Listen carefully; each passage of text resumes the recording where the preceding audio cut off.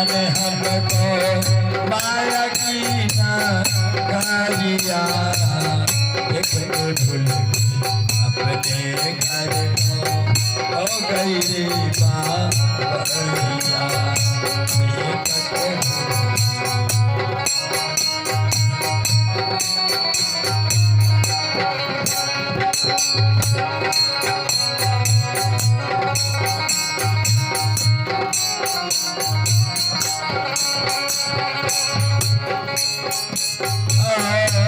ऐसी माया कभी न देखी आनंद वाली धाम में। ऐसी माया कभी न देखी आनंद वाली धाम में। भूल गया वो सच्चा आनंद लग रही झूठी हराम में। भूल गया सच्चा आनंद लग रही झूठी हराम में। लग रही झूठी हराम भेष बदल कर संग में आए। भेष बदल कर संग में आए। तेरे को सवारिया अपने हो गई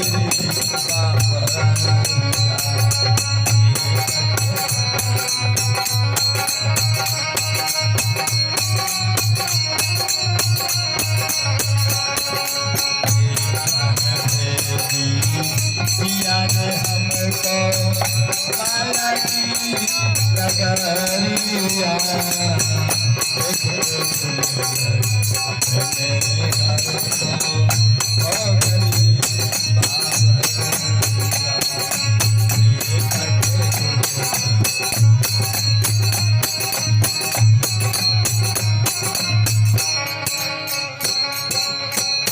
आए थे हम माया देखने के लिए, लेकिन ऐसा दिखाई लग गई कि हम इसी में फंस गए। इसीलिए अगला भजन है, अगले पद, अरे चक्कर में फंस गई माया कर झूठा इस संसार में।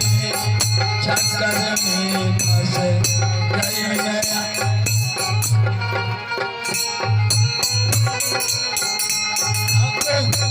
अगर कहीं काठमांडू अगर जाना अपने देश से बाहर विदेश, एक ऐसी दुनिया वहां एक बनाई गई है। हम गए हैं जहां पर नेपाली आईडी वालों का एंट्री नहीं है। यानी अगर कोई नेपाल का बासिंदा है उसको अंदर जाने का अधिकार नहीं है। ऐसा क्यों? उसमें ऐसी ऐसी चीज है कि जो एक बार चला जाएगा देखने, लेकिन वो देखने के साथ साथ उसका ऐसा नशा पकड़ लेगा कि वो बार बार जाना चाहेगा। जब तक वो पूरी तरह बर्बाद न हो जाए तब तक वो जाना उससे छोड़ेगा। एक ऐसी दुनिया वहां पर बनाई गई है। काठमांडू सिटी के अंदर की बात है, आज भी है। लेकिन वहां की सरकार क्या करती है, कर रखी है कि नेपाली व्यक्ति का एंट्री नहीं है। जो विदेशी हो, जो बाहर से आया हो, उसका आईडी होगा। परदेशी होगा उसका 250 रुपया टिकट लगेगा और वो अंदर जाएगा।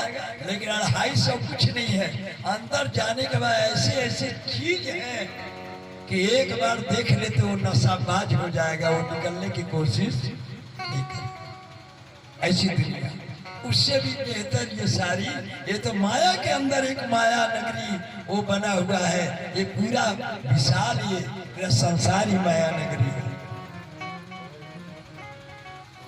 उससे बहुत एक दृष्टांत बड़ा सुंदर दिखाई देता है हमें, जो यहाँ है प्रेजेंट में है।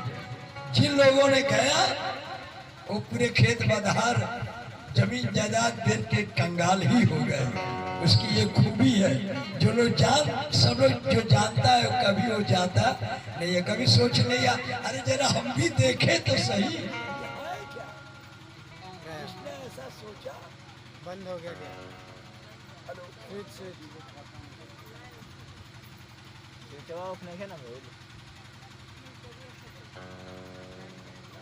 बैटरी खत्म हो गया, बैटरी लगाओ ना। अभी बैटरी लगाओ,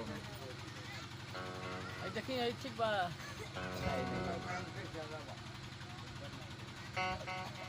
देश ज़्यादा नहीं थे।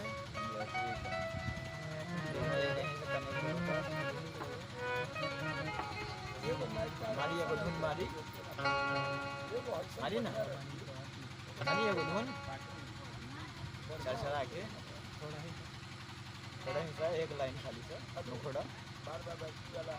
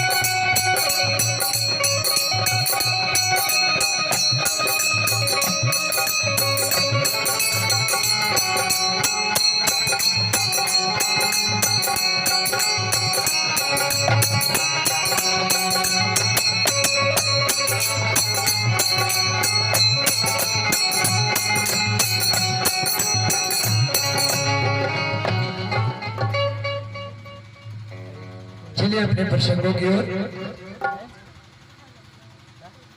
तो विरजा सखी के यहाँ श्री कृष्ण जी सायं काल में ही आ गए और दरवाजे पर जो श्रीदामा है, श्रीदामा से कह दिया कि हे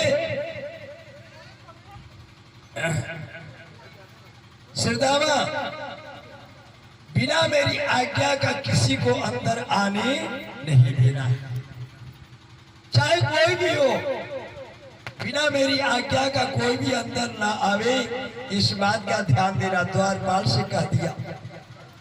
जब द्वारपाल से जब ऐसा कहा, द्वारपाल श्रीदामा अपने डिप्टी में तैनात। इधर क्या हुआ, रात्रि बीती। जब रात्रि बीती, जब सवेरा हुआ, तो वहां का जो मोर है, उस मोर का काम था कि सखियों के दरवाजे पर जाकर नृत्य करना, उसका काम था, नित्य प्रति का ये काम था। अब वो जब सवेरा हुआ, 4 जब बज गए, तो राधा जी के दरवाजे पर मोर गया और खुशी के मारे नाच रहा है। और राधा महारानी सर में घड़ा लिए, दीपक ज्योति जल रही है और श्री कृष्ण के इंतजार में खड़ी है। लेकिन जब मोर आया और नृत्य करना प्रारंभ किया, वो समझ गई ये तो रात्रि व्यतीत हो गया, ये तो सवेरा हो गया, और हमारे कन्हैया कहाँ गए? कौन सखी अपने महल में उनको चुरा लिया, रख लिया। अब राधा को समझते देर नहीं लगा, बस राधा जी ने सर के घड़े को नीचे पटक दिया और अपना क्रोध उस मोर के ऊपर उतारा। कहा कि अरे मोर, तू इतना अपने नृत्य पर गुमान करता है, जा तू मृत्यलोक में चला जा। यह खंड लोक की कथा है, दुनिया की कथा नहीं है, गोलोक धाम की कथा है। जा तू मृत्यलोक में चला जा। तू नृत्य तो करेगा तू बहुत, लेकिन तेरे पांव में कोड़ होंगे। जैसे ही तू अपने पांव की ओर देखेगा, वैसे ही तेरा नृत्य बंद हो जाएगा। इस तरह से मोर को श्राप दे दिया राधा। अब इस मृतलोक में माया में दुख ही दुख है। यहाँ तो सुख का नामो निशान नहीं है। यहाँ तो हर एक लोग दुखी ही दुखी है, कोई सुखी संसार में तो है ही नहीं। अब इस दुख की नगरी में कौन आना चाहे? मोर ने जब सुना कि माया की नगरी में मृतलोक में जाना पड़ेगा, वो बेचारा दुखी। अब राधा जी अपने घड़े को फोड़कर अपने से छोटी सखी के यहाँ जाती है। तो वहां जाती है तो वो भी छोटी सखी सर में घड़ा लिए और दीपक जलता हुआ श्री कृष्ण का इंतजार कर रही थी। राधा जी ने कहा कि अरे ये क्या नाटक कर रही है, कन्हैया को कहीं अपने यहाँ छिपा कर तो नहीं रखी है। अंदर जाती है और जो भी दीप दीपावली जो जल रहे थे, जो सुंदरता जो बनी हुई थी, उस सबको बिखेर दिया। यहाँ तक जिस सखी ने घड़ा को ले रखा था उस घड़े को भी फोड़ डाला। ऐसे करते हुए एक से दो, दो को तीन, तीन चार पांच, ऐसे करते हुए सबके सुंदरता को बिगाड़ते चली गई। और मोर राधा जी के पीछे पीछे दौड़ रहा है कि राधा जी तो कृष्ण के पास जाएंगी अवश्य, और जब जाएंगी तो हम अपना दुख उनसे कहेंगे, सबके दुख तो वही सुनेंगे। राधा जी ने तो श्राप दे दिया, लेकिन हमारे इस दुख को अवश्य वो निराकरण करेंगे। अब वो राधा जी चलते चलते कहाँ आ गई? जो सबसे छोटी सखी है, जिसका नाम है बिरजा सखी, उनके दरवाजे पर आई। और वहां जब आई तो कृष्ण का आदेश था, आज्ञा था कि चाहे कोई भी आ जाए, बिना मेरी आज्ञा का उसे अंदर आने मत देना। श्रीदामा ने रोक दिया, हे श्यामा जी, राधा जी आपको रुक जाना है, आप अंदर नहीं जा सकते। अब राधा जी को एक नौकर रोक दे, क्या कि अरे श्रीदामा, आज तक तुमने ऐसी ढिठता नहीं किया, आज तुम्हारी ऐसी हिम्मत। श्रीदामा ने कहा, हे श्यामा जी, मैं नहीं कर सकता, लेकिन प्रभु की आज्ञा है, कन्हैया का ऐसा आदेश है, इसलिए मैं अंदर आपको नहीं जाने दूंगा। राधा जी ने कहा कि नहीं जाने देगा, मैं तुम्हें श्राप देता हूं। तू किसको रोक रहा तुम्हें पता नहीं? मैं तुझे श्राप देता हूं कि तू मृतलोक में चला जा और राक्षस बन जा। श्राप दे दिया। अब तो मृतलोक में आने के नाम पर कांपने लगे लोग। अब उसे आज्ञा का कौन ध्यान देवे?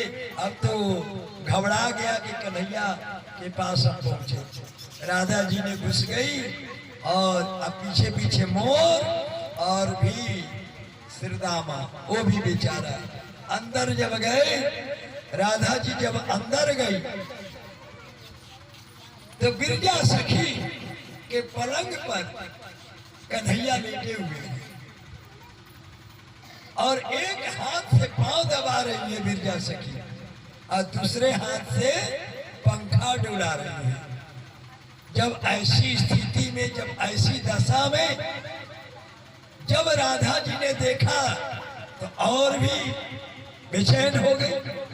कहती, अरे बिरजा सखी, कन्हैया को तुमने रात्रि में तेरे यहाँ आए हुए हैं, जा, हम तुम्हें श्राप देते हैं कि मृतलोक में तू चली जा और तू पानी बन के बह जा। बिरजा सखी को भी श्राप दिया, पर बिरजा सखी भी कहते कि हे राधा जी, ये तो एक रात की लीला थी, लेकिन एक रात्रि का आपने वियोग नहीं सहा। मैं भी इस समय कन्हैया के सानिध्य में हूं, मैं भी आपको श्राप देती हूँ। एक रात्रि के बदले में आपको 1 वर्ष तक कन्हैया के वियोग में तड़पना पड़ेगा। मैं भी श्राप देता हूँ। अब तो सब कुछ हो गया, इतने में कन्हैया मानो सोए हो। नाटक करने वाले लीलाधारी कहते, अरे भाई, बड़ा शोर शराबा हो रहा है, क्या बात है? सब लोग अपना अपना दुख कहने लगे। मोर कहता है कि ये कन्हैया है मेरे प्रभु, हमें जो है मृतलोक में जाने का श्राप राधा जी ने दे रखा है। श्री दामा ने भी अपना कहा, जमुना जी जो बिरजा है वो भी अपना कहा, सबने अपना कहा। कृष्ण ने कहा कि अरे ये तो मान लीला नाटक हम लोगों ने किया और इस नाटक में हम सबने क्या कर डाला। अब तो आप सबने ऐसा कर ही दिया है तो अब तो मृतलोक में जाना ही पड़ेगा। पर प्रभु कैसे हमारा उद्धार होगा ये तो आप बतलाएं। क्या कि देखो उद्धार तो होगा ही। मोर को कहा, हे मोर तुम्हें परेशान होने की जरूरत नहीं है, तुम्हारे एक बाल की भी मैं इतना कीमत रखूंगा। तुम्हारा जो पंख कहा जाता है जब तक वो हमारे मुकुट के ऊपर न दिखाई दे तब तक हमारी कोई पहचान नहीं होगी। और दूसरा, संसार में तुम राष्ट्रीय पक्षी के रूप में माने जाओगे। आज भी राष्ट्रीय पक्षी के रूप में कौन है? मोर है। और मोर मुकुट, मुरली वाले कन्हैया मुकुट के ऊपर, सबसे ऊपर मुकुट और मुकुट के भी ऊपर मोर सजदा है, जो जिसका उस मोर जाति का पंख है। पंख, उस पंख को, उसके बाल को अपने सर के ऊपर दिखाया है। ऐसा उसे कहा कि आपकी ऐसी शोभा होगी, क्योंकि अब तो जो होना था हो गया, हम सबको जाना पड़ेगा और आप लोग के कारण हमको भी आना पड़ेगा उस मृतलोक में। अब कहा श्री दामा कहा कि प्रभु मेरा क्या होगा? क्या कि होगा क्या? अब राक्षस बनने को तो कहा है तो होगा ही, लेकिन आप मेरे क्या बनोगे? मामा बनोगे, कंस। और आपका हमारा युद्ध होगा और हमारे ही हाथ से आपका कल्याण होगा, उद्धार होगा। गोलोक धाम के कंस क्या थे? श्रीदामा थे, यहाँ पर कंस बने। अब कहा, बिरजा सखी ने कहा कि प्रभु मेरा क्या होगा? कहा कि हे बिरजा, तुम पानी बन के जमुना जी के रूप में होगे और हमारी जो भी प्रेम लीला जो होगा तुम्हारे तट पर होंगे, जमुना जी के तट पे होंगे, तुम्हारे देख रेख में हमारी प्रेम लीला होगी। और पहला दर्शन तुम्हें ही, जब जन्म होगा और जब मैं कहीं को जाऊंगा तो पहला दर्शन तुम ही करोगे। कृष्ण जी का जब जन्म होगा ना तो क्या होगा? जब वसुदेव जी जब लेकर जब जाएंगे तो जमुना जी उफान लेंगी, और जमुना जी उफान लेंगी, कन्हैया समझ जाएंगे और अपने पांव को उस टोकरी से नीचे कर देंगे और जमुना जी उसके चरण का स्पर्श करेंगी और करने के बाद तुरंत ही जमुना जी नीचे चली जाएगी, ताकि बाबा को जाने में कोई कष्ट न हो। और उस समय आपको पता होना चाहिए जो कि शेष साई नारायण भगवान कहे जाते हैं, जब घना घोर जब भादों का वर्षा जब होता रहेगा तो ब्रह्मा विष्णु महेश से भी परे, ब्रह्मा में विष्णु और महेश से भी बड़े जो शेषाई नारायण कहे जाते हैं, वो शेषाई नारायण अपना छत्र लेकर के उनकी छत्र छाया करेंगे, सभी लोग उनकी सेवा में हाजिर रहेंगे। ओ कन्हैया, अब यहाँ पर कहते हैं कि अच्छा मेरा तो हुआ, राधा जी कहते मेरा क्या होगा? क्योंकि राधा जी को भी तो श्राप है।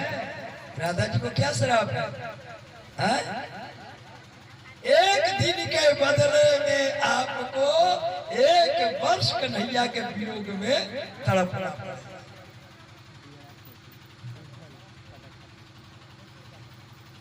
राधा जी का जब जन्म हुआ तो जन्म से ही राधा जी क्या थी? अंधी थी, दोनों आंखें बंद थी। और राधा जी की माँ क्या नाम था? है किसी को पता? अपन माई के नाम याद बार हुआ सबके? देखिए यार, अपन माई दादी के नाम लिखे आता, राधा जी के माई के प्रभावती नाम रहे उनका। प्रभावती अपनी बिटिया को लेकर, राधा जी को लेकर आई। वो साल भर पहले ही जन्म ले ली थी, बड़ी थी राधा जी। राधा जी बड़ी थी, कन्हैया 1 साल छोटे थे, 1 बरस छोटे थे। तो राधा जी की माँ प्रभावती और यशोदा में बड़ा दोस्ती था, पहले ही से मित्रता था। तो साल भर की जब राधा जी हो गई थी, उसके बाद जब कन्हैया का जन्म जब हुआ तो प्रभावती कन्हैया राधा जी को लेकर आई थी मिलने के लिए, यशोदा से मिलने के लिए, बधाई देने के लिए।